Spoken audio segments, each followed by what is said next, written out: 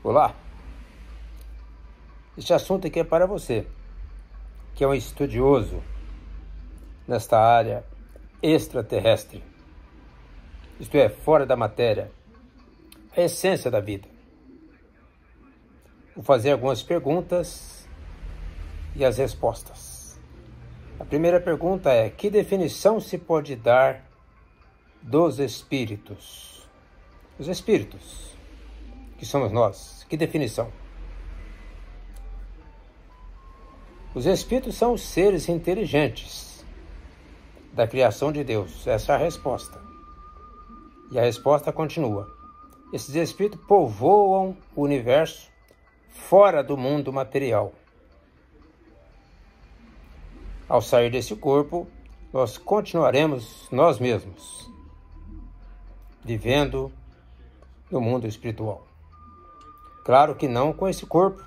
Esse é um assunto que a gente vai falar ele depois. O corpo espiritual.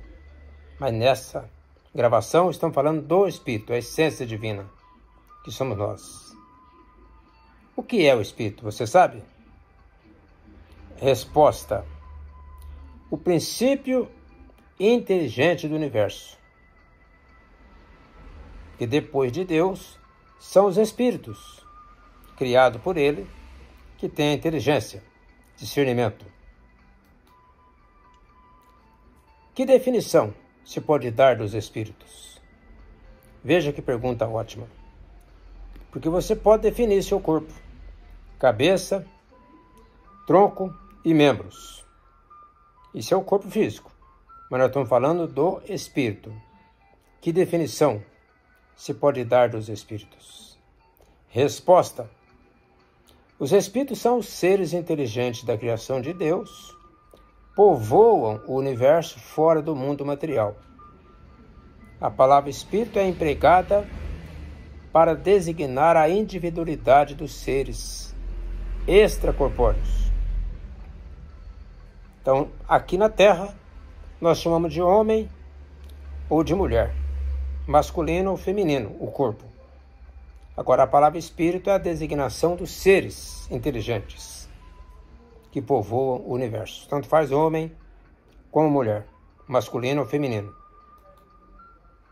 Outra pergunta: a criação dos espíritos é permanente ou só deu na origem dos tempos, quando Deus criou o mundo? Resposta: é permanente. Quer dizer, Deus jamais deixou de criar. Deus está sempre criando espíritos. Não cabe a nós, na nossa cegueira espiritual, entender como. Mas a resposta é positiva. Os espíritos constituem um mundo à parte, fora daquele que vemos? Isto é, nós estamos vendo aqui a Terra. Os espíritos povoam outras regiões? Sim, o mundo dos espíritos, ou das inteligências incorpóreas. Isto é, ao sair desse corpo físico, nós entraremos na nossa pátria espiritual. Porque estamos fazendo um estágio aqui neste planeta Terra, usando um corpo físico. Quem é que não sabe disso? Outra pergunta: ocupam os espíritos uma região determinada e circunscrita no espaço, como nós habitamos aqui na Terra? Porque o planeta Terra é constituído de países, estados, cidades. E no mundo espiritual? Essa é a pergunta. Eles estão por toda parte, não obstante ter regiões, sim, onde residem os espíritos, que aqui na Terra nós chamamos de colônias espirituais. Mas eles estão em toda parte, povoam infinitamente os espaços infinitos. E temos eles do nosso lado constantemente. Nós não vemos, porque nós não somos videntes, mas os videntes veem. Então, é fundamental entendermos que a vida espiritual, ela é a vida eterna. Os espíritos têm forma determinada, limitada e constante?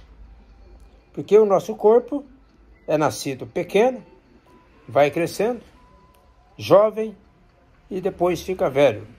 E o corpo morre. E os espíritos? Tem forma determinada?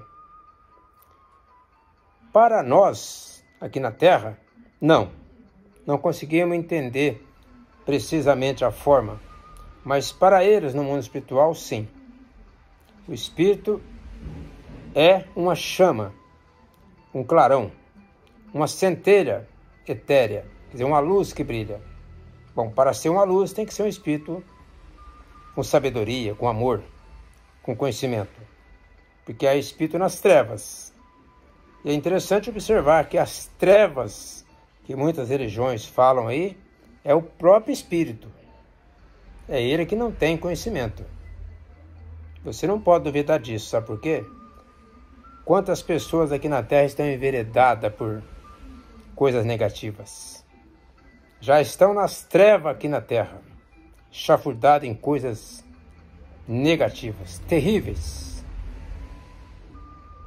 Essa luz, essa centelha, tem cor? Tem uma coloração para nós que vai do colorido escuro e opaco a uma cor brilhante, qual o rubi, conforme o espírito for mais ou menos puro, elevado, sublime, amoroso e com sabedoria. O exemplo de Jesus. Você que é um estudioso do assunto, você sabe disso.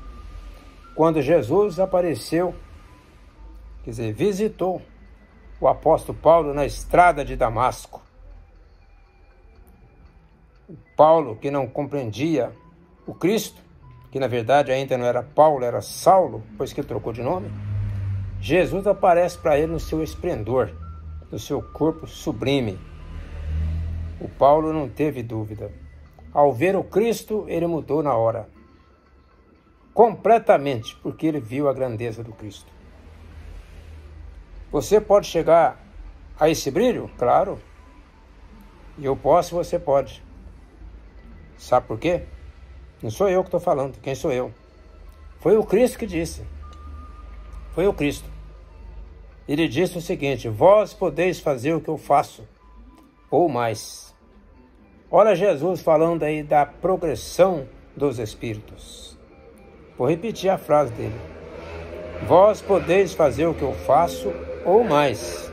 Mostrando para nós que nós podemos evoluir e chegar ao campo vibracional do amor de Jesus. É a nossa meta.